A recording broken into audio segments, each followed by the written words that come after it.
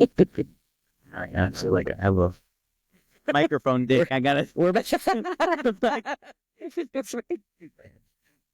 show up decent sometimes. You know, I have all my clothes on.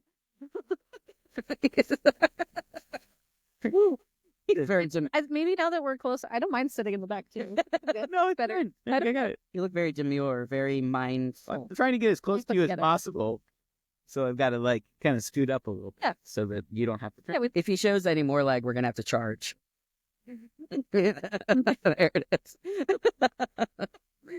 Ladies, ladies, and gentlemen, I am Kieran, he, him pronouns. Adam, he and pronouns. I'm Ollie, they, he pronouns. And today we are in Adam's backyard, hanging out and just chatting. And we thought we'd record our conversation and see if it resonates with anybody out there that is feeling some of the ways that we are. So first, want to introduce Ollie, our third and final board member. It sounded very fatalistic, did it not?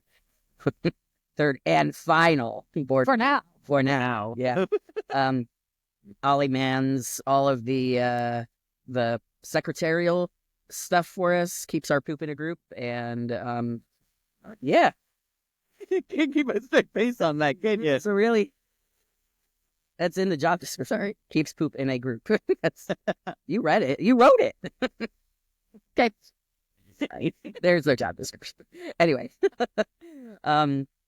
Yeah, obviously we love hanging out together and wanted to bring you all into that. So stay tuned. We are going to have a podcast here with really introducing Ollie and all of their beautiful gifts, and we're really excited for y'all to get to know them better. So Yeah. Thanks for bringing me on. yeah, of course. So how we doing? Yeah, I think it's a lot, right? It's a lot to process. It's a lot to digest. So we're gonna do it together. I don't know what you mean. You don't know what that means? It's been a fucking lot. Yeah, it's been a fucking lot. It's exactly right. I was just seeing this morning, excuse me, that the what's it called? The current administration. Yeah, what's it called? What do we call this thing that we keep hearing about?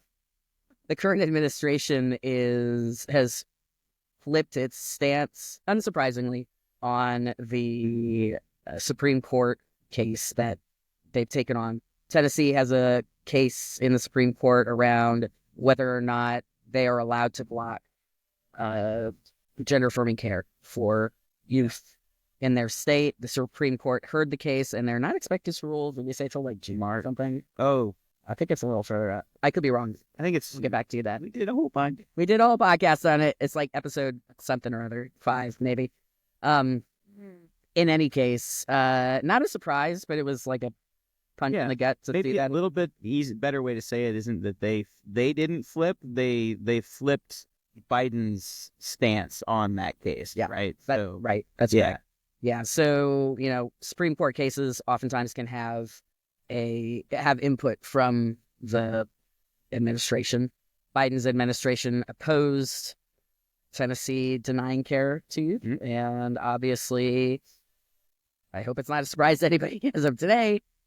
Trump is very for that. So just a real bummer seeing that. And then on top of that, we had here in Georgia, and there was an executive order signed preventing trans women in sports from participating. State here in Georgia, state workers, anybody who benefits from state programs is no longer able to get gender affirming care. And did y'all catch this? Correct me if I'm wrong. I believe that the law is meant to also apply to children in general in the state of Georgia. And that just went through yesterday. That sucks. It does suck. It really sucks. Yeah, including us in. Sorry. Right back. It was very ominous too. Just gotta check in for my flight. Sorry. Ollie's leaving. Ollie travels a lot for work. Yeah. Travels a lot for work. I think one thing that I'm curious for, how folks end up looking at this. I was listening to the podcast episode that you guys did talking about this on my drive down here, and the thing that stuck out to me that you guys talked about was about how, like for puberty blockers, they're like recommended to cis kids who, you know, might be experiencing early puberty or have another condition that requires it. And so to then deny care to trans, like if you're in support of the medical community saying that that's indicated for those kids, those cis kids, and then you're saying that there are trans kids that Can't. it's also medically indicated for them to have, and you're saying it's not, it just seems like blatant discrimination to me. That just blows my mind. Yeah, and that is, if I remember correctly, that is the argument in the Supreme Court case. I don't know how it wouldn't be considered that, except for the fact that, I mean, we're also looking at an administration who says they are for free speech, and they're not for free speech. They're for speech that they want to make. Yeah, it's an administration that is out for themselves. 100%. And so, yeah, I totally agree with you. It's wild that Adam has always said it's like these concentric circles, they just don't meet. Yeah. The logic isn't there. The logic isn't there. Yeah. But I mean, that's the lack of logic is part of the confusion that's driving it all too. Yeah. It's not, I mean, it's historically, that's exactly how you take over something. You find a small group of people that is disenfranchised and quite literally cannot stand up for themselves. There are simply, we've said it number of times, that there are not enough of us to make enough noise to make these kinds of things go away. Yeah. And that's exactly why over $200 million was spent on anti-trans ads to win this administration.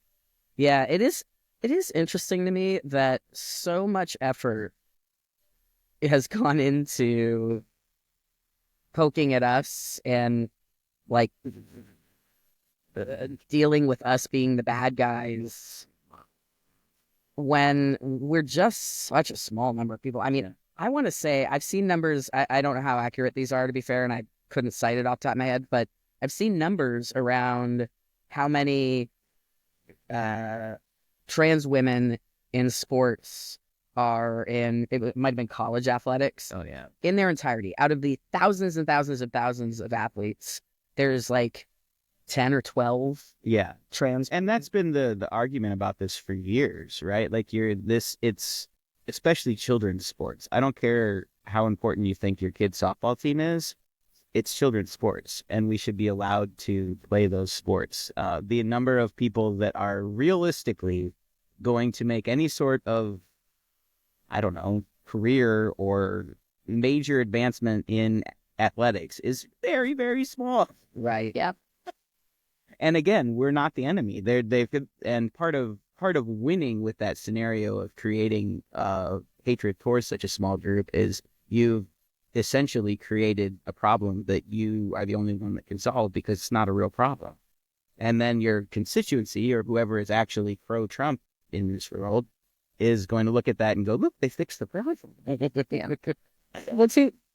The two things that have been really stuck in my brain about the sports discussion too has been, number one, what kind of example are you setting for your kids that they, to me, one of the most important lessons that you get out of sports is that it feels like a metaphor for life in the sense that sometimes you're up against an opponent who is bigger than you.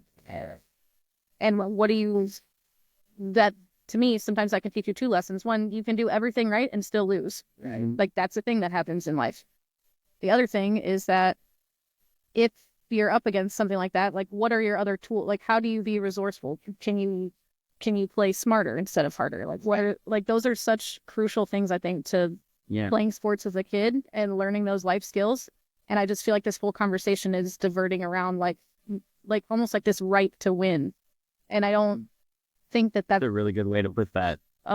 Especially for a kid. Especially, exactly. Like sports, things like that. Like the point is that you're all out there together as a team figuring out how to hopefully win the game. But winning the game isn't the point. Right. Yeah. And the second thing that it always makes me think of too is even if someone is like really concerned about the idea of fairness on the field, why is the answer that's being proposed to fix a perceived unfairness to be putting in a different unfair policy? I mean, Yeah. Like that's a lateral move. Like that's not, that's such a good point. The other piece of that in, this topic is so much more nuanced even than allowing trans people to play or not play. I'd make a couple of points. One, when I was presenting female, I'm a little guy. Like, I was never the biggest one on the field ever. I was always against people bigger than me. And so I never had any sort of advantage. Just about every woman on every team doesn't have an advantage because there's somebody bigger than they are, stronger than they are. Yep. And if they're not on that, if they're the biggest and strongest on that team, I know. Even the chickens are upset. Somebody laid an egg. That's called an egg song. Oh, we're What happened- celebrating. Yeah, what happens is somebody lays and so gets excited, and then everybody has to sing about it. We're excited. We're Yay. excited. That's nice. Yeah. So No, we'll enjoy that moment. Yeah, so the one, everybody is at a disadvantage to somebody. Always. Yep. And to your point, we all play flag football together. And Ollie and I, we were just laughing before we started recording that we often play the same position. And we would play it very differently. Yep. Because Ollie's way freaking faster than I am. And I make a really good doorstop. And there's advantages to having both of those things. So that's the first thing. But even before we get to that point where you're assessing body types and stuff like that, the conversation is simply not nuanced enough. There are plenty of folks plenty of trans women who started puberty blockers, never went through male puberty, who then end up on estrogen, and there's at that point there's no. Let's pretend even there was a quote perceived advantage. There is actually none, and for a person who hasn't been through male puberty, and we don't know the histories of the folks that are playing the sports. Two, there are women who have all sorts of different, bodily situations that they may or may not know about that are often, oftentimes if somebody discovers this during sporting, let me get to the point. Oftentimes there are women who have high testosterone for any number of reasons that may never know it until somebody accuses them of being male. And imagine how invasive all of that is to begin with. What is the actual point of sports? Money. Okay. Yep. I'm not saying that that's my point in sports, but that is a point of the contention. And the other point is entertainment, character building. I should have said other points. Entertainment, character building, a way to stay in shape. There's a million reasons to play sports. Exclusion, I don't remember ever being on the list. And even with money involved, for me, sports are not important enough to exclude humans from. yeah. I think one argument that I hear, that I have heard from folks, has been the idea of I don't know if it's directly related, but I know a lot of folks think about scholarships as a way for folks to go to college, and I totally get that, and I can't remember what her name is, unfortunately, but I heard a snippet of one of the Georgia congresswomen talking when the bill was in the legislature the other day about if we want to have a conversation about fairness in sports, why are we, because when I don't know, I went to a small school, so that's partially also why, but I don't hear a lot about girls getting scholarships to go to college to play sports anyway. Yeah. So if your goal is to increase access to that, that's a whole different conversation that you can have and make meaningful progress on without Right. It's not 12 new scholarships that are available in the entirety of the country. Yeah. Yeah. And that's the creation of a problem that isn't a problem. Right. Yeah. I think the other, you were reminding me, Ollie, the other another facet to this is, I'll see separate to the trans people in sports conversation. I'll see a post about a new women's soccer team being founded somewhere in the country, and we follow a lot of women's soccer, so that's something we get excited about. The comments in there are just constantly so gross, and it's usually almost always presumably cis dudes in the comments saying, oh, is this going to be funded by men's soccer and blah blah, women's sports are just not as fun to watch, and it's a bunch of garbage. Yeah. So you hate on women's sports, and then but you care enough about protecting. Yeah. I just like the cognitive dissonance is just unrelenting on this topic for me. And as women in sport, I would like, why are we allowing the cis white men to tell us how to sport? Yeah. Whether we're trans, whether we're in, I mean, like, but especially women's sports. Like, yeah. The other thing that what you said just reminded me of, and I just about lost it.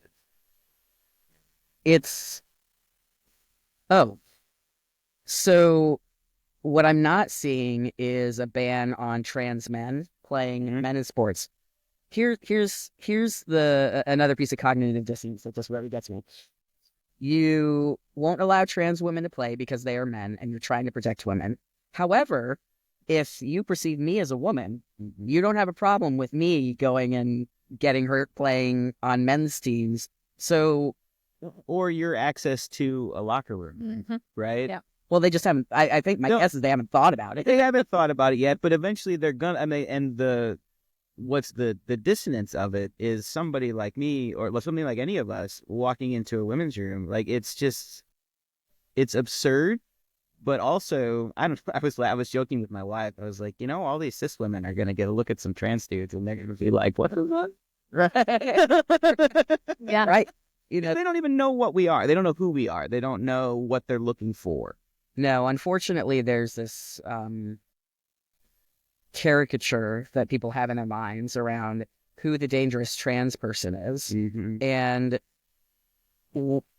we simply don't, like, the community at large does not fit that description. People would be shocked by the number of trans folks that they've run into in their lives and would have no idea. Yeah, would have zero idea. 1,000%. Yeah. You have no idea. Right. Or, like you have trans people in your life that you just haven't heard. Yeah. Seen. Like I think about sometimes with folks that I've interacted with. I don't know if people, like, I don't talk about it with everyone. Right. But there are people in my life that I'm like, I wonder what they would say if I sat down and like talk to them about, like, yeah, I look like me. I go into the women's restroom. I've had little girls stare at me and look afraid, depending on where I'm at. And I think until I started, dressing the way that I dress now, not that I made eye contact in the bathroom before, but now I'm like, I like look at the floor and get out. Yeah. And like, I was more scared. Right. Well, that, and also like, but it's like every talk, because the other option is I still am like androgynous enough that I get called she a lot. So then I'm like, well, if I use the men's room, that's going to be a whole different, and, thankfully I've been fortunate, like nobody's ever said anything to me while I've been in the restroom yet, but like, just to think about that and carry that every day, I'm like, dude, I wonder about people that, might say, oh yeah, I have a queer cousin, or I have a trans cousin, or whatever. But like, I'm just curious about how folks would view the issue, having like actually listened to someone talk about that day to day, every single, don't get me started on the airport. Yeah, I mean, we were talking last night, we had dinner with some friends just about the commonality of it, and it sucks that people are scared right now. It really does. It sucks that so many groups are in turmoil. It sucks that you're scared about your jobs. It sucks with all those things.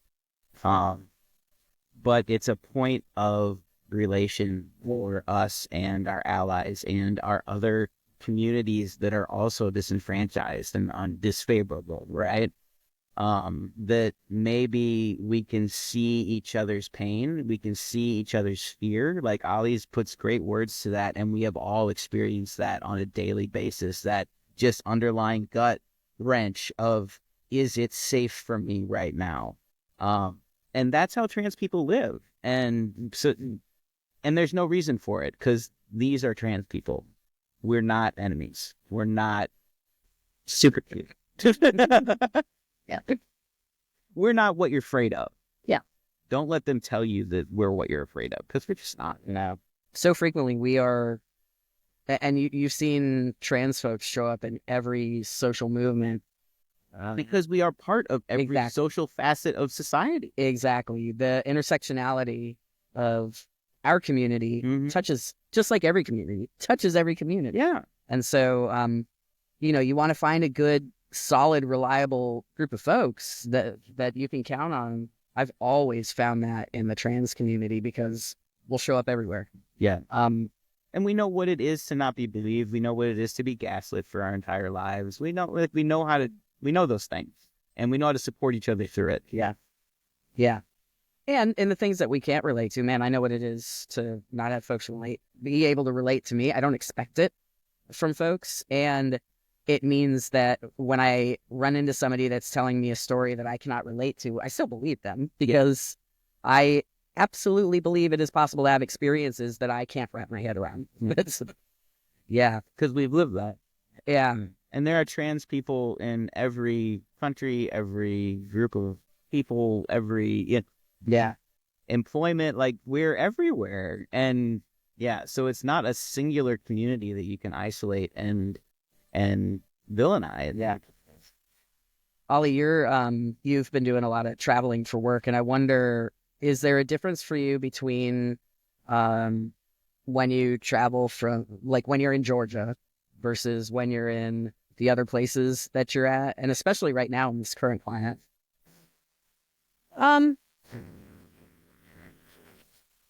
A little bit. I feel like I don't know. That's a good question. It's funny. I was thinking on my drive down here, I haven't actually told anyone this except for one person, but I did get flagged as like an anomaly in the scanner and had to get pat down, which I know many folks have experienced. But that was the first time that's happened for me. And actually that might have been in, I don't think that was in Georgia. I think it was in a different airport. But that, Doing it. it was so funny. It is kind of a little bit of a moment. I was shocked at like the layers of things. Cause number one, I was kind of flattered. I was like, oh, I'm passing. Like, wait, actually I'm mad. Right. And then I felt like just embarrassed and like, Yeah.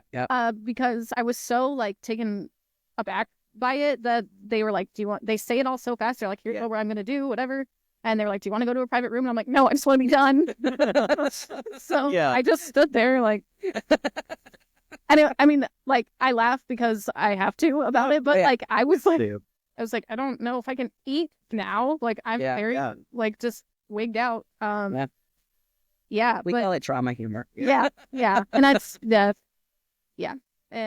I know, so normally that's the kind of thing, at the airport. Same thing with the bathrooms too, because I feel like it's always, different people. And I feel like in the airport, you've got a lot of people from all over. So and we're lucky to be in Atlanta where our airport is so big and diverse and all that. And busy. So, I feel thankful for that. But I drove to, Florida the other day and I saw 2 Confederate flags that were like as tall as these old growth trees just in the air. And I was like, okay. Kind of surprising you only saw 2, to be fair. I know. Like, because we usually see quite a few. Yeah. And it, I hadn't driven down there in a while. I know that's not uncommon, but it was so unnerving, though, isn't it? There's something about the size and the height of those. And in the context of everything else that's going on, and it's a symbol of something so unsafe. Yeah. Yeah, it's a symbol of fear for our community. Yeah. For a lot of several communities. Yeah. Not just us. And the same thing, I know I feel like being raised as like a woman around women too, for me, like, you know, we were always taught like, hey, when you have to stop for the bathroom, you want to look for the biggest, most Yep. well-lit bathroom Yep. on the highway or like gas station wise on the road. And you know, it's South. the same thing. Yeah. So it's not that different, but there's an aspect of, okay, not, you know, there's like, we were talking about intersectionality in some ways. It's like for me, I feel like I still, you know, I carry all those things that I used to be afraid of Yeah. growing up and identifying like female. And then on top of that, now you're now part of a smaller, more targeted Right. group. So it's, it's Especially interesting. That's a really good way to and I'm say that. fortunate as I am, you know, being white Sure. a lot. Even with all the privilege. Still, yeah. But that's the kind of thing that we're putting these young athletes and young people through that we've all experienced, that we don't want another generation to experience. Right. That this unnecessary for another generation experience. I just keep thinking about these college athletes that are just babies. I mean, Yeah. tell me an 18-year-old that is like an actual full-fledged adult. Not a one of us ever was. Yeah. And so you've got, And you're gonna attack their person. right, you've got these folks who already, I mean, and let's be really clear, the NCAA has very, very clear. I played division athletics in college, and there's just such clear guidelines as to folks who are trans are already getting blood work done and reporting on that. There are very, very high standards that each of these athletes has to meet. That, oh, by the way, cis athletes aren't being asked to meet. right? Not to mention the amount of hormones that we're talking about. Like, I take less testosterone than an old white dude trying to keep it up. You know, like it's we're not the enemy. Yeah, it's just so strange to me that we're, you know, we talk about taking care of the kids so much and defending trans kids so much because, at least for me, I can only speak for me, none of us had those options when we were growing up. There was no access to any sort of healthcare. I didn't really understand what the word, I didn't know the word trans until I was in college. Yeah. And it was such a revelation to even know that, you know, so funny, not so funny, but I knew that you could be a trans woman. I didn't know that trans men existed. That type of funny that. Right? Like, neither does our president. That's good. Yeah, I had no idea that this turmoil that I had experienced my entire life had like any sort of possible resolution at all. And it took me a long time to get to that place. But all to say, to have been able to, like, if I think back on my childhood and think about the trauma of going through puberty and being like essentially called out for what I was before I ever knew what I was. Yeah. And not in a kind way. You know, if there had been an option for me to delay puberty, to socially transition, to have the kind of medical care and that includes mental health care, all of that. My life now, don't get me wrong, I'm so appreciative and I love where I am and who I am right now. Yeah. My life would be very different had that not been the case. Yeah. The kind of self-care I would have done over the years, the kind of self-respect I would have had, the lack, like I know trans kids still deal with a lot, but man, it would have removed a handful of layers for me. And to have that not just taken away, but given to kids and then taken away. Yes. And these are kids whose parents like, nobody's out on the street giving kids hormone blockers. That is not how this works. Nobody's out on the street giving kids hormones.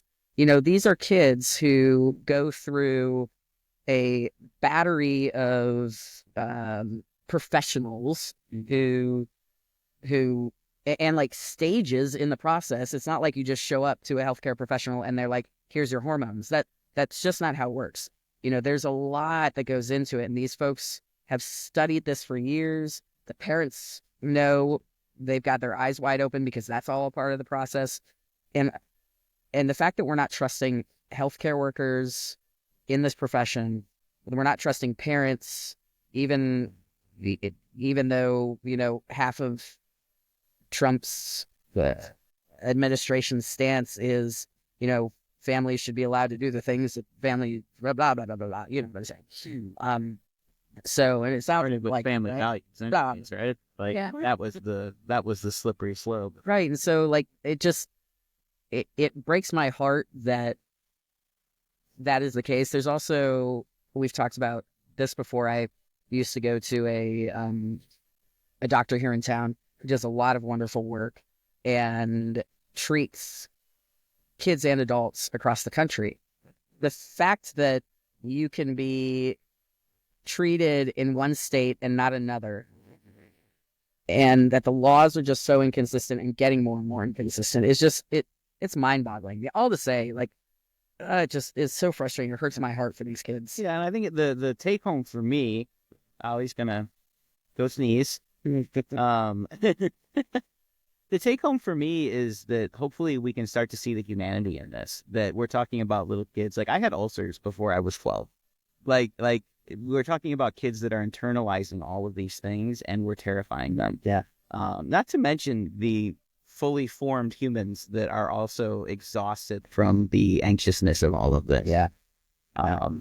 So yeah, I mean, if nothing else, can we not see that? Yeah. We were talking last night again at dinner, just that idea of like, we can't wait for the big bad to happen. It has to be that what is happening now is worse enough. And if you can see trans people as human, as see our humanity, then you can see that what you're doing, what is happening to the trans community, and how it actually affects us. Yeah. Yeah. I also, I will say this. I do take a lot of heart in what we saw at the protest the other day. If y'all are watching this, there's a link.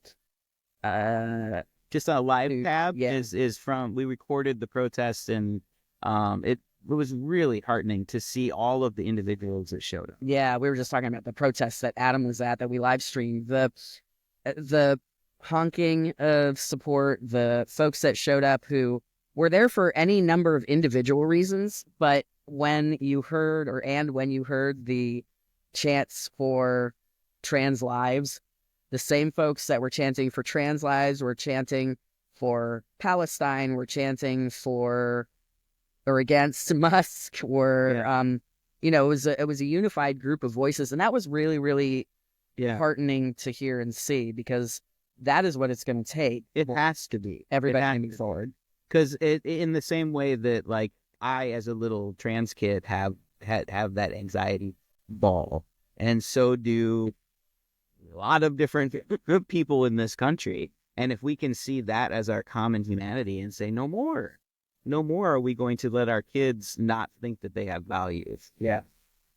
So, without going into too many inappropriate details here, Adam, I'm curious as to whether you can share kind of what your experience in day-to-day work has been lately. Oh. Yeah, so I'm a contractor, but I work at a government site, so I work at the government, but I don't work for the government, which is a very interesting place to be at the moment. And I can see people are scared. And people are recognizing, so since we started TransJoy, I've worn a trans pin, if not 3, for the last year and a half, every single day, right? And that was a process to work up to being able to do that and being able to have conversations. But more and more people are starting to understand what those pins mean. And I'm starting to get people that are a little uncomfortable in the men's room with me. And part of me kind of likes it, because I've been uncomfortable in the bathroom my whole life. So welcome to my world, right? I'm washing my hands real slow. Also, can we just, as a side note, can we discuss how many people in the men's room do not wash their hands? Problem. Ugh.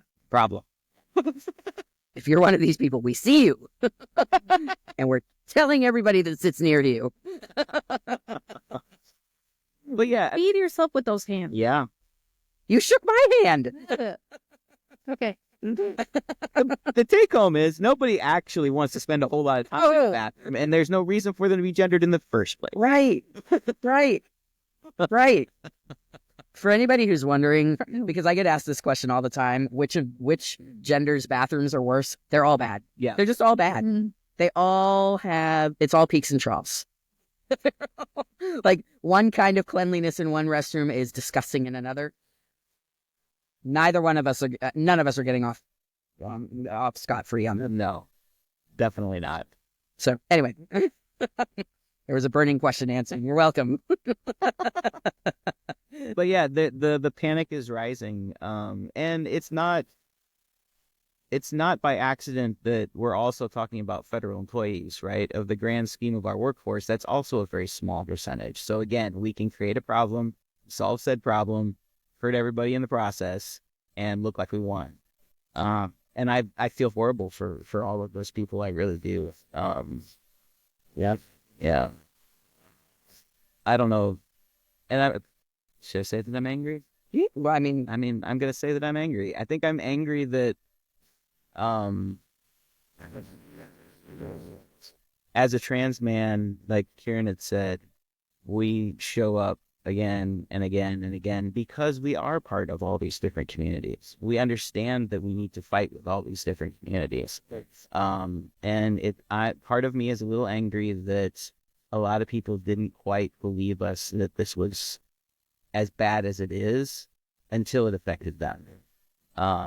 And that's hard for me. And but I also but I've been able to sit with that and kind of meditate on that and take it and really, like I talked about before, like that interconnectedness and that power of that, really, like that now we can all see, like now we all feel it. I hate that we're feeling it. I really, really hate that we're feeling it. But now maybe we can come together in a different way than we've ever been able to. I guess that makes me wonder for both of you, what are the things that you're doing or want to do for self-care? You know, as we're kind of moving through this. Holly? For me, one thing that I did, I started doing around kind of the election time was I really was struggling with social media, just feeling all types of ways about it, and it was hard because I know that, you know, there's like a level of being able to like reach out to our community and like, Sure. you know, use it as a tool for awareness and things like that. But I found that for me, I really was struggling with that. So I essentially took an extended break for like, I get on very, very little. Yeah. And I think that now, I think because I took that break, I feel like I'm at the point now where I'm like we talked, it was like an act of self-care to where now I feel like I was able to have that time away, that time to sort of rest and recharge. And I feel like now I'm preparing to kind of come back into it with a new angle of, I know what my purpose is in using it. Because there's a lot of people in my network that I haven't been really open about my work with TransJoy and a lot of other things on my own social media. And that's something that I want to do, that I would have liked to do earlier, but I just wasn't in a space where I could. And now, so that was one thing for me that helped. There is a lot of assessment of, at least for me, the thing that you just said that resonated most was having to make that decision of where we just close the things that we're up to. I have found, I was actually just talking to a friend of mine on the way over here, that it's a realization for me. It's probably not a realization for folks that know me best, that the more you tell me I cannot do something, the more that I really feel like I need to do it. And so things like erasing trans from all government materials and programs and yada, yada, yada, yada. I'm just like, oh, so you just need me to be louder about it. Okay, I understand the assignment. Yeah. But it's been tricky. You know, I was doing some work on myself on this. Adam's been great. He's got, you know, the TransJoy sticker on the car and all of that. I didn't realize that I was reticent to do it until I had decided, oh no, I have to do it. I think you recognized I was reticent to do it. And it wasn't that It's valid to be reticent to do that. Totally. And, Yeah. and it wasn't even that and this is where it kind of can be a little complicated, because it wasn't that I was like, oh no, I can't. It was just that I was like, yeah, I want to. There's still that anxiety pull on your gut. Right, Like we've got a history that has told us that that is a dangerous thing to do. Absolutely. And now I've told Adam, I'm like, now I need it. I need it yesterday. Yeah. Right. So there's a process to that too, for whatever it's worth. And my validating of something that might not need validation, we're in the process every day, especially right now, figuring out what bases are safe, who's actually safe, because it isn't when things are really good that we know those things. It is when things are kind of up in the air and kind of going sideways, where it's like, okay, really, where are my people? Mm-hmm. And who is it that I can entrust with my heart in these situations? And who's going to be able to show up and see it? There's a lot of folks in my life that I will never fault them for this, because this isn't the requirement. Yeah, it's not a requirement. It's not their role necessarily either. We all have different types of relationships with different people that fill different buckets. There are folks that aren't going to be able to meet me where I am at right now. Probably a hell of a lot of folks, to be honest. And fair enough. So I need to continue leaning into those spots that can. And in that, I find more and more stability, more and more self-assurance, more and more self-confidence. And I can be louder and louder now because I know that I should be allowed to take up space. Yeah. And the people that love me let me take up space. I shouldn't have to apologize for that. You shouldn't have to apologize for that. Yeah. Apologize for that. And that's, I mean, we've been silenced for the majority of our lives. So, and we've talked about, like, we started TransJoy at the end of 2023, and the act of even being able to have a conversation with somebody that we didn't know, where we said the word trans, was hard. We had some really awkward conversations for a little bit there. Thank goodness it was like people that we knew really well. We tried out on people that were safe, obviously. Yeah. But, like, doing this thing. Yeah. But it's hard to, it startled me. It's hard to work past all those things. But as we start to do it, and we start to demand or to understand our own inherent validity, then it, I don't know, it just kind of seeps into everything that you are. I find myself standing up taller. I'm more comfortable with who I am today than I ever have been. I used to think I was taller than Adam. Yeah, now I stand up. In the last 2 years is the first time I've ever had a doctor really treat the entirety of me. Yeah. Same. Yeah. And I don't know that that's, like, not something that people think about when they think about trans community. That all of those little things, being told that a doctor doesn't want to see you or doesn't want to touch you, that's a scar on your inherent validity as a human being. But standing up and being loud, tell us we can't. We're gonna. I mean, it's just the power's coming. Right. I can't not at this point. Yeah. Relating to self-care, you were saying something about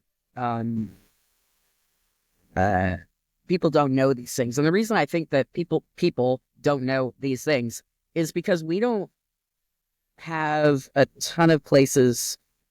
Let me take a step back. There are a lot of us telling our stories. Yeah, a lot of us. Probably a statistically disproportionate, if I'm guessing, number of people that are telling their stories in our community.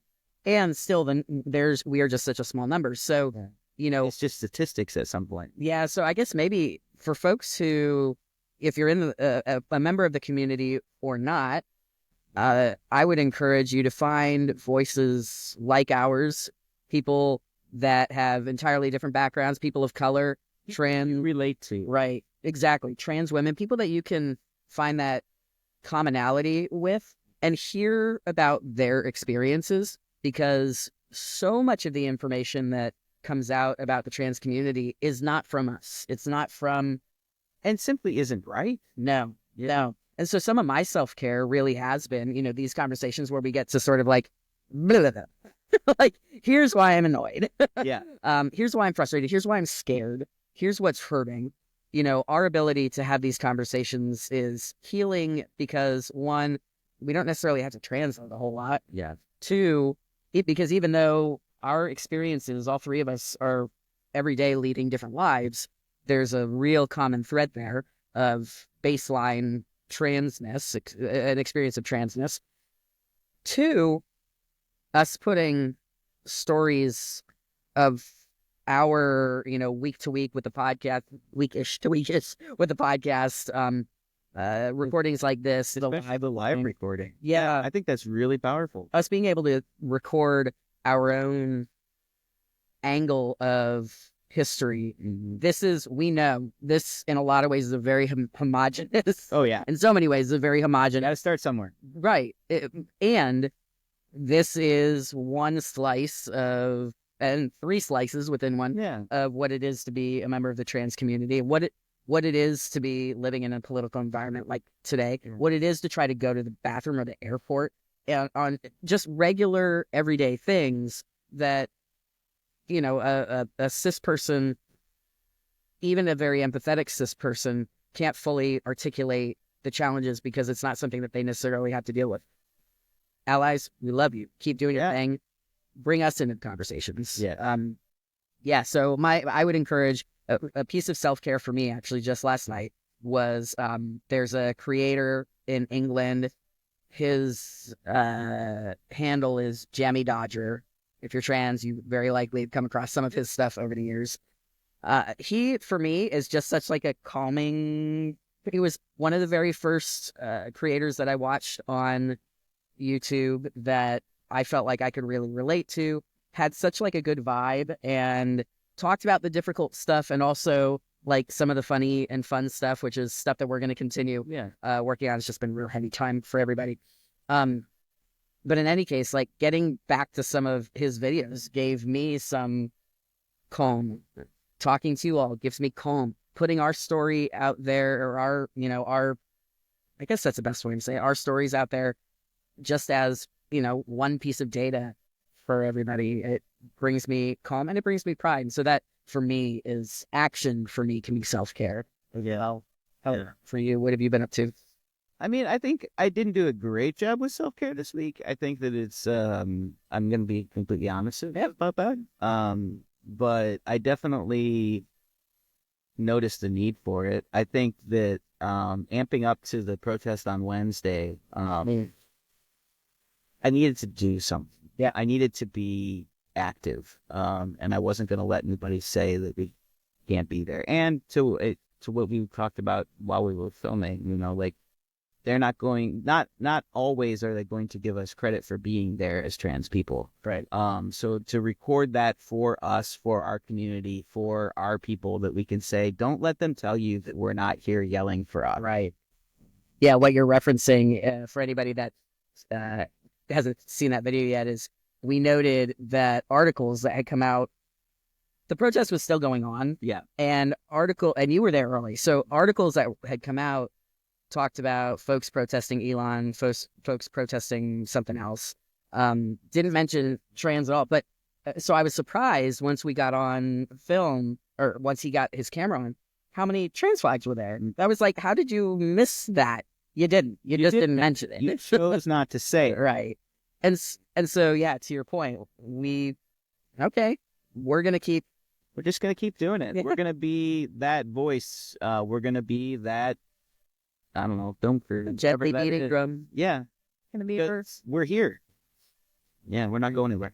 Yeah, I was reading something about Trans Plus History Week that's coming up, and I was doing some research, and when is that? It's in May. And it's based by this organization in the UK that's putting together a bunch of historical materials. But in my research, I found what I think probably none of us would be surprised to hear, which is that there is very little primary source material from trans people in history for reasons. And so, yeah, like you were just describing, that just made me think of like that's why I get so excited about the idea of telling our stories and the work that we're doing, is because I guess we can't always control 15, 20, 30 years from now if the stuff that we make will be still accessible or findable in the world or the universe or the internet thing. That's what I mean. But Like I use this as internet, pen and paper. But it definitely won't be there if we're not Yes. recording it. Mm. So like, that's why I'm really into writing a lot lately. And like the live record, like it's much harder, I think, to dispute a primary source of someone who's actually there doing the thing. Yeah. And it's the evidence that we were here. Right. And it's harder to deny that when you got the right there. Yeah. And it feels real important right now. Can we give the trans community a little credit to like we're not stepping down. We're not like the number of people that are allowed right now. Yeah. Yeah, it's getting bigger. Yeah. For sure. Yeah. Yeah. I had just finished editing last night our podcast episode that is out right now, episode 7 for anybody watching this in the distant future. And some of the things that we say in the podcast they're still true. We had recorded it about a week ago, a little more than a week ago at this point. And one of the comments that I made on there was, I've seen nobody saying anything about anything. That's not as true today. A week and a half later, I'm seeing some things starting to crop up. I think there's a lot of reasons for that, but that I don't need to try to assess here, and I won't get correct anyway. But there's little by little, we said this on the other recording as well. It took time in not this past administration, but the administration before. It took time for us to sort of assess what was actually going on and figure out collectively how to best respond. That's where we're at right now. I think that protest that we saw the other day, I love how Bree, who was hosting a good chunk of it with my wingman. That's right. How she was saying that, it looked like a lot of individuals had come together. And It was. I think that was the best part about it, honestly, is that was just like no big organization, no big even email chain, no nothing. It was just like still literally individuals, people with kids, people in wheelchairs, people with their dogs, like just people. It reminded me a little bit of, because, Bree is holding this camera as she's marching down the street. And it reminded me of like the Les Mis, do you hear the people sing? Where like people, what y'all started off with at the beginning was not what you ended with. So you must have been picking people up along the route of that march back. Yeah, we started at about 40 and ended, I would say over 2. I don't know. I think it was easily over 200. Yeah. So, we are starting to see pushback on a lot of things. We're hearing, I don't know if this is happening on the Republican side, but I know the Democrats have been essentially instructed by Democrat leadership to host town halls, show up, and get the stories from people in their towns and cities, and stuff is happening. And I think, to your point, like having all those individuals who just showed up with it was a little unclear as to where to meet, but all those people still figured it out. Imagine when we continue to get more and more organized around what that's going to look like.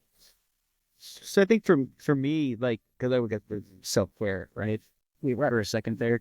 So I think the protest for me was really self-care in a lot of ways, because I needed to be present and I needed to raise my voice. But I think it's really good that we're getting 3 different versions of what that is, right? And I think that it's really, really important for us to remind our trans, non-binary siblings that it's okay to not protest. It's okay to not out yourself. It's okay. We get it. We have said over and over again, and we will say again that we can fight because someone has fought before for us, and we will be here to fight for you or with you when you're ready. And to be clear, we don't out ourselves every single place either. I don't. I don't. But it I took do in a me lot. years. Yeah. Trust me, it took me Yeah. years. I'm 20 some years in. Adam's Like, Adam's don't. 15 years ahead of me. I help myself in a lot of places, but not everywhere. Yeah. You were gonna say something a little bit ago, Ollie. Do you remember what it was? Oh, it was just I have this idea or this hope that, we've seen so much stuff happen in the last few weeks, and my hope is that the number of people getting pissed off is going to grow until it reaches that critical mass that's needed. Yeah, So, definitely. yeah. Just please, please, please don't forget about what's happening to the trans community. Yes. Yeah. Don't let that be the rollover of this. Yeah. Agreed. We're all, what is it? The high tide raises all boats. Yeah. Our disenfranchisement is a blight on the country, and it holds every community down. Mm-hmm. Our equality, our freedoms are tied intrinsically to every other community's equalities and freedoms. I keep going back to thinking about women's bodily autonomy and trans people's bodily autonomy. It's the same stuff. Yeah. It's the same law. It's the same rules. You can see that in any court case that's come up, they're getting referenced on both types of court cases. So our success, our freedom, our validity is tied to everything else that's going on. And I really think that when it comes down to it, country and its character should only and can only be judged by the way we treat our most marginalized. And we don't do a great job of that here. So, let's collectively be better about that, be good about that in our small communities. I'm constantly telling Adam and Ollie, in large part because I'm like, we're going to change the world. In my heart, that's how I feel. But the reality is, I'm not up in Washington, D.C. I don't have a vote in the House or in the Senate. But what I do have is us here and this platform here and, the ability to, with these folks, bring our community, at least a little part of it, closer together. And in that, again, like I had said, the thing that I get out of that is the confidence, the ability to stand a little taller, the reassuredness, the self-assuredness, and ultimately all of those things lend themselves to us feeling more empowered to vote, more empowered to show up in the ways that each of us as individuals know that we need to show up to things. I was telling my therapist, shout out to my therapist. He's a wonderful guy. I was telling him, we were talking about, let me take a step back. I was asking what he was doing for self-care so I could get some ideas for myself. And, through that conversation, we were talking about the fact that, like, he in his work, he's not necessarily, I don't know if he is. He may or may not be going out and protesting, but the work he does with me enables me to go and support my community in the ways that I can. We're all doing that. My partner, Sal, was just talking about wanting to make us all a dinner and, have the Trans Joy group get together and commune. And Sal is really excited about contributing to feeding us and to cultivating a space that we hang out at. Like, there are a million ways that you show up for yourself and for your community. And community can be the person sitting right next to you. Community can be the broader trans community. All of that is valid. We need people that you see on the internet. Mm-hmm. We're such a small group of people that all of those connections are important. And if you're feeling isolated, like, hopefully we can take some of that away, some of that fear away through these kinds of connections. Yeah. And that's the core of what Trans Joy was created for, that we understand because of our lives and how we've lived and our experience, that we know ourselves better and we can take pride in ourselves through knowing each other and knowing our trans siblings. And we'll want everybody to have that option. Can't boil the ocean, but you can boil Sal's stockpot. Another t-shirt. And would we like to take time now to wrap up with some joy? Yeah. Mm-hmm. It was your idea. You go first. My trans joy lately has been a little bit like I said. I've been really, really excited about the call for, and I don't remember. I know it's there's 2 groups working together for Trans Plus History Month.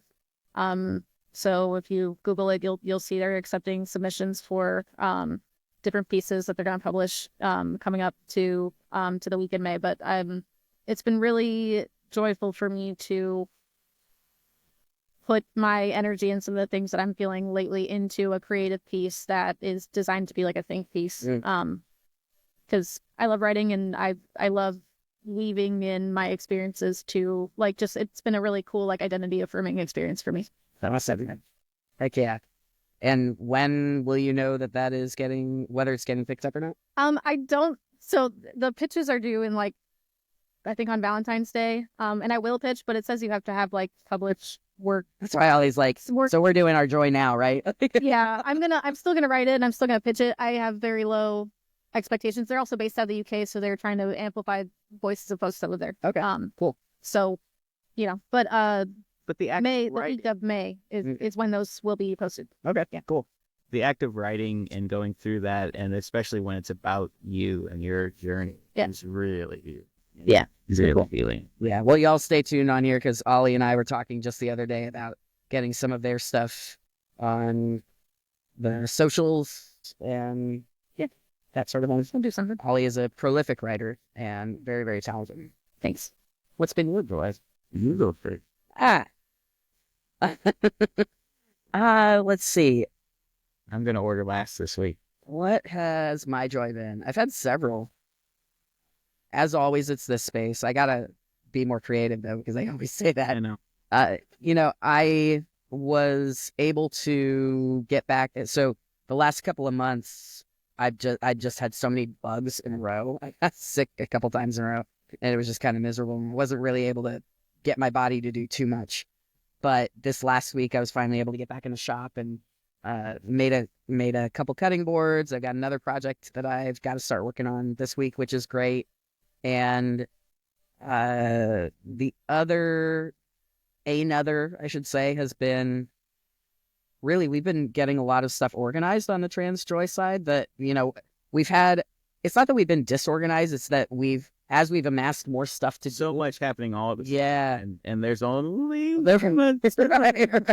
right. So really, getting our stuff all in one place, getting the podcast out the door. I mean, we're constantly, as anybody can imagine, that anybody that works doing anything is probably wearing a million hats. We're wearing a lot of hats. And so I've really enjoyed, it's almost like Trans Joy nesting. I'm kind of feeling like I'm getting cozy with Trans Joy and getting things organized for myself. So that's been great. Yeah.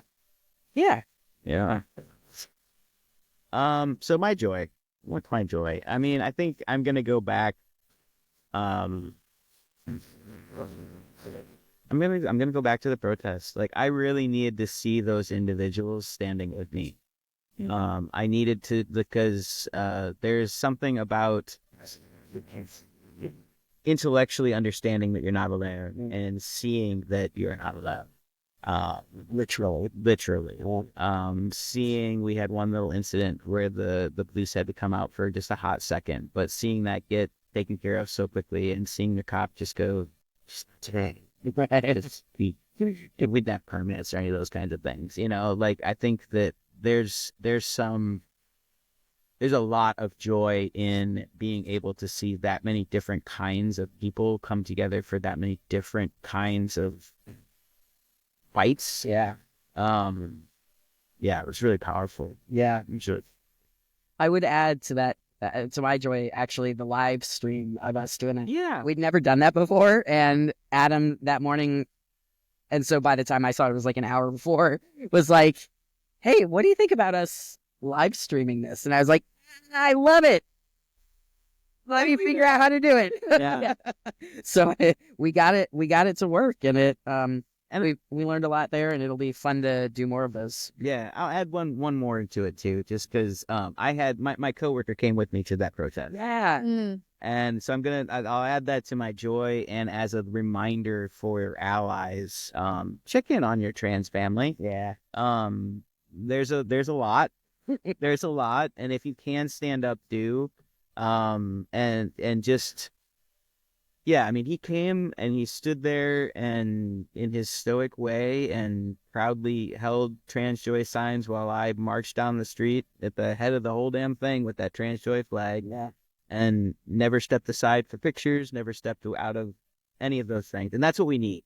That's exactly what we need. That is allyship. And I was touched by that. The power of showing up. Yeah. Yeah. How much of that started with, because I was thinking, I can imagine, because I would think this for another community, what's the best way for me to show up? Like, what you're asking me to show up, what does that mean? Yeah. And I wonder if you're struggling with that thought, find somebody in your community and ask them not just how they're doing, because it's really easy when you're like, hey, how's it going? And everybody's like, well, we're good. Yeah, really say no, like, but for real, how are you doing? Because I know there's a lot going on, and just being open to listening, because I'm gonna bet, and this would be true for me listening to anybody in my own community for that matter too, because all of our needs are different. Listening to really what it is that folks are struggling with. Some folks are overwhelmed by the amount of stuff going on with the administration. Some folks are dealing with family things. Some folks are doing some folks are stressed about job things. Like, And we're all just living our lives, Some of us have health issues. Some of us have, and that's the common humanity of it. Yeah, and so being able to really get the answer of getting that answer comes out of those conversations. Yeah. I think too, maybe one thing that I've been working on is like not letting the perfect be the enemy of the good. Mm. So is the way that, like, does it have to be the best way for you to show up Right. versus can you do something, do anything that is a little piece of doing something, and you can always change that later if you find out something that's going to be more impactful later. You can always do that. But like, It's a great point. sometimes if it's just reading and educating yourself on what's going on in the particular community, like that, that is something. Right. So little bits. Right. Little bits. I agree with that.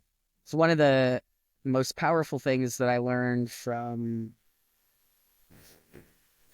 it was before, well, it doesn't matter when. One of the most powerful things I've learned from folks in other communities is to use my energy to educate myself. Mm-hmm. And it's really, really true that right now, I know when folks ask the question, it is well intended of like, how do I help? How do I help? And to be clear, that is something you absolutely can ask us. Please Because do. we have jobs. That's our work. Exactly. Yeah. Folks in your vicinity who might not be doing the type of work we're doing, it is a lot to ask somebody to explain how, like to ask them to educate you. And look, it's a mistake I've made in my past for sure. And I was so very gently corrected, and I will be forever appreciative. And so, I love what you said about, if the action of helping is just reading something today, great. Perfect. Mm-hmm. Perfect. Start there. Yep. Brilliant. Well, as always, I love chatting with you both so much. I'm very excited about our first backyard collective video. Stay tuned for more conversations like this as we go. Hopefully as things start to settle out a little bit, the fervor in which we're bringing information can subside, and we can also do some of the silly, goofier stuff that we I'm really excited about doing actually, you know what? I won't spoil it, and maybe we'll do it right now. I get so excited. It's hard for me.